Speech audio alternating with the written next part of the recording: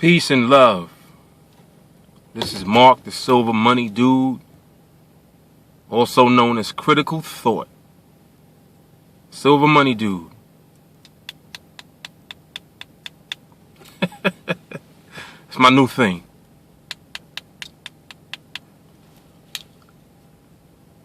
Have a really good subject.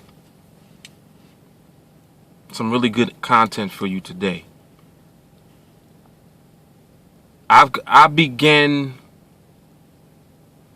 to make it a habit to reiterate how the dollar is not backed up by anything.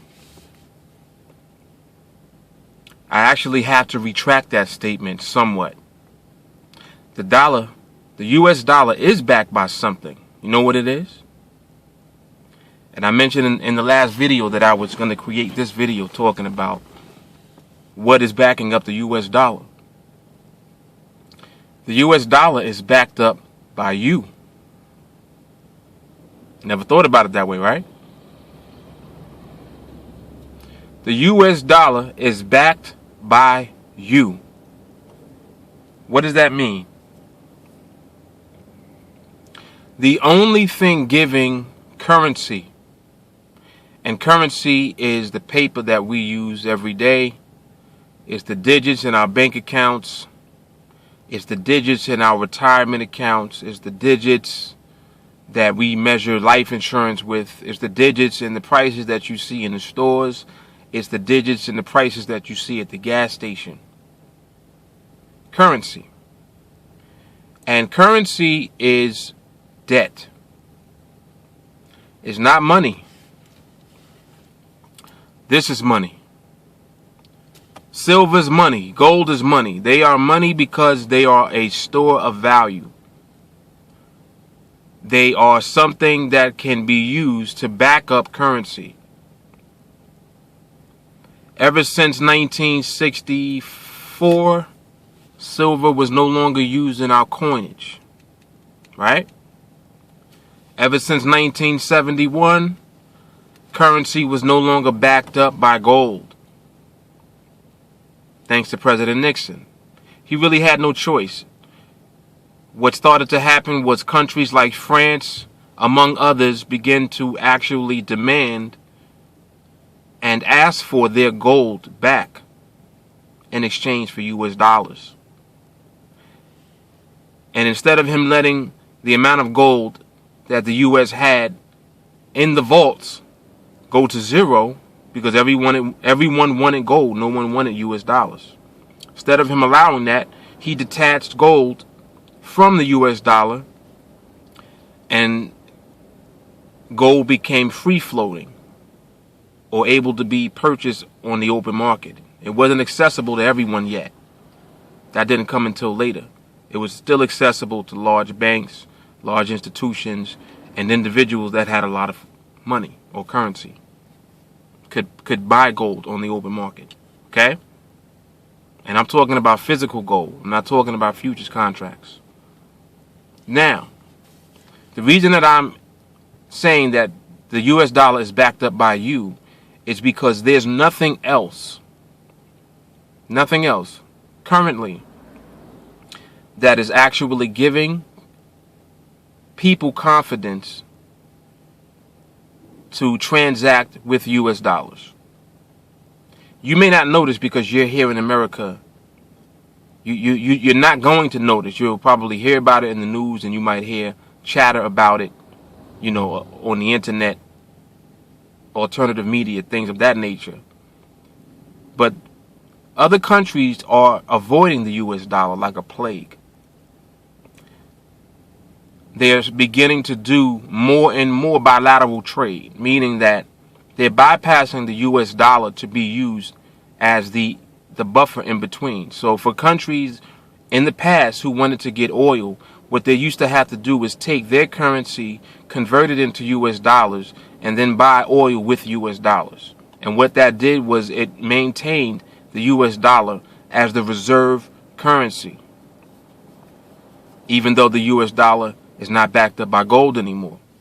Originally, during the Bretton Woods, which was an agreement between 44 nations to peg their currency to the US dollar, which was pegged to gold. See, the US dollar was backed up by gold still. So other currencies pegging to the dollar were really pegging to gold. That's really what was behind that. It's not that the US dollar was the reserve currency. The US dollar was backed up by gold. That's what gave US dollars value. Nixon removed gold from the US dollar. So now all of these currencies are still attached to the US dollar. You see? But what's backing up the dollar other than the use of the dollars? You back up the dollar. Every day that you use money, what we call money, which is currency. So let me rephrase that. Every day that you use currency, whether it's your debit card, your credit card, cash, whatever you buy in your local store, in your shopping mall, at the gas station, all the currency that you spend every day is backing up the US dollar. That's the only thing backing it up right now. Even other countries want nothing to do with the dollar because they know that the dollar is dead. And as a matter of fact, this has given the same stigma to every other currency that uses US dollars. I'm not sure if many of you are familiar with the foreign exchange market, but in the foreign exchange market, you have what's called a pair. And a pair is the US dollar or another currency versus another currency. So in Europe, you got the euro versus the US dollar. In Japan, you got the US dollar versus the Japanese yen, right? In the UK, you got the British pound versus the US dollar. It's a pair.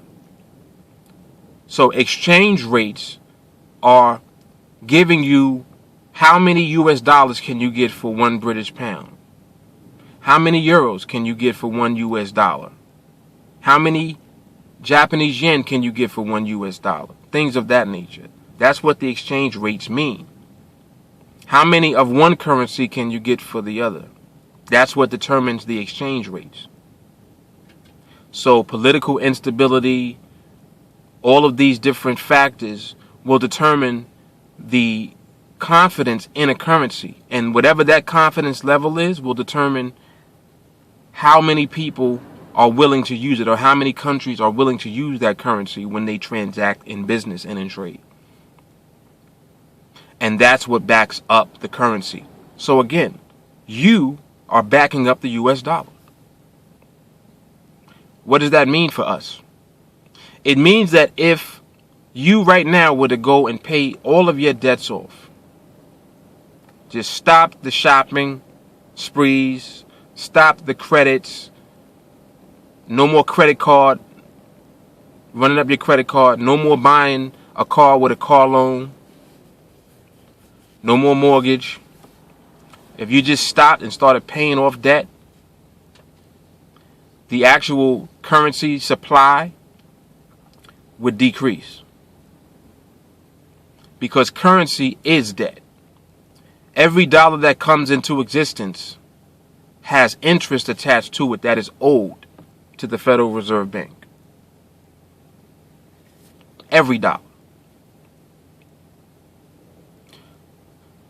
What that means is it's all debt. It's not an asset. It's a debt. And in order for the system to continue to run, they have to keep borrowing and borrowing and borrowing. You ever notice that every year they encourage you to buy a new car? Oh, turn in your old car, your old lease, get a new one with a new APR, a new loan. You know why they do that? Every time that you create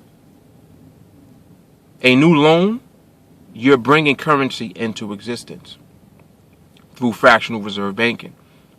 They don't want you to know this information. But your bank, when you put $100 in the bank, they lend out $90. Minimum. Sometimes more. Some banks, the fractional reserve limit is only 3%. Some banks is 0%. Meaning they can lend out all of your money. And what happens is it multiplies. So they take $90. Let's say $100 you put on deposit. They take 90 of it, lend it out. And you never see this. It's not revealed to you directly. But this is what they're doing behind the scenes. This is why there's so much currency out in the world. They take 90, lend it out. Right? They're only required to keep $10 on deposit on the books in the bank. That 90 is lent out. Let's say it's lent out for someone's car. So someone gets a car loan, boom, that $90 goes towards that car loan, right? Now what does the seller of the car do when they receive payment of that $90? They take that $90 and deposit it into their bank. And the process starts all over again. So now out of that $90, 90% of that is going to be lent out from that bank. That's $81 going out again for more loans. Off of your same $100. Remember, 190 was lent out. Out of that 90, 81 was lent out. Out of that 81, you got, what is it? What's 90% of $81? About 70-some dollars? 70-some is lent out. And it just keeps going off that initial $100 deposit that you made in the bank. So by the time it's all said and done, your $100 turns into about $1,000 in loans for the banks. So they make money off of you so easily because they're using leverage. It just multiplies it by whatever the fractional reserve portion is that the bank can lend out. You guys got to understand the way that this system works. It's like cheating. They're able to cheat legitimately because they're going to take that $90, lend it out. How much interest are they going to earn on the $90 for a car loan? 5%? What's 5% of 90 bucks? $4.50? So they make $4.50 off of that loan, right? Per year, right? Off of your $100 deposit. And it's no risk to them at all. Because if you don't pay that car loan back, what they'll do is repossess the vehicle and they'll mark it off as a bad debt. And all it's done is just all on paper. It doesn't mean anything. But the things that you're buying mean something because they're real things. Your car is real. A house is real. Real estate is real. You understand? You're buying real things in the economy with fake money. Because currency is fake money. It's not real. Again, you back up the US dollar. It doesn't back itself up. You're backing it up every time that you do something in the economy. Every time that you buy something with a credit card. Every time you spend cash. Every time you get a car loan or a mortgage. You're backing up the US dollar. So it's the confidence in that dollar. That's the only thing that's keeping it from collapsing right now. The fact that people are actually using it. But I will tell you what. The day is coming very soon where the things that you want to buy in the economy are going to be so expensive that you're going to realize that the value of that money or that currency that you're using every day is not what you think it is. It's buying less and less goods and services in the real economy. This is mathematical. It has nothing to do with what you want. Oh, I'm not buying until it goes on sale. It's going to come a day where they can't make it go on sale because the prices are just going to keep going up. The currency supply is doing this constantly. It's getting bigger and bigger and bigger. When you look at that U.S. debt clock, that's almost $17 trillion in the national debt that we have. That's just for the national debt. We're not even talking about the liabilities and all the other stuff that they owe money for. That's just for the national debt. That number is going to continue to go up and up. How much time I got left? I'm up to 14 minutes. Again, you're backing up the U.S. dollar. So the U.S. dollar is backed up by something. You. Silver Money Dude. Facebook.com/GetRichSlow. YouTube.com/SilverMoney2013. If you're not subscribed to the channel yet, you need to do so. We're taking the New York City street movement to another level. We're going in hard. Hard. I don't know if you guys can see this, but this is a handout that we're giving to people as we're moving about the street when they come in to a bank or leave out of a bank. We're handing this out to them and raising awareness about the fact that the banks failed and they're going to fail again. Last time we bailed the banks out. Next time you're not going to be that lucky. We got a lot of different angles to use with this silver money takeover movement. That's just one of them. And it's all logical. I don't have to make this stuff up. This is real stuff that actually happened. And it's going to happen again. And you'll be a fool to not prepare for it when it does happen again. So that's what this is doing for you. It's putting real money into your hands. Real wealth. And with that real wealth, you'll have leverage to use when the time comes. Make sure that you tap into these videos. We're getting deeper and deeper into this information. And it's becoming clearer and clearer. The picture is crystal clear right now. Silver. You can't afford to buy gold. Silver is more valuable than gold anyway. It's irreplaceable. It's the second most widely used commodity and resource on the planet. The only thing used more than silver is oil. And oil can be replaced by a whole bunch of other stuff. Silver cannot. We actually need silver in all of the new technology that we have. Solar energy, all of these new medicines, a whole lot of stuff. It's over 10,000 uses for silver in very tiny quantities. Irreplaceable. They haven't figured out anything that they can use instead of silver for most of the stuff that we use it for. No brainer.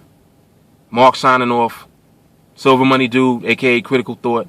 Peace and love. God bless you. Keep stacking.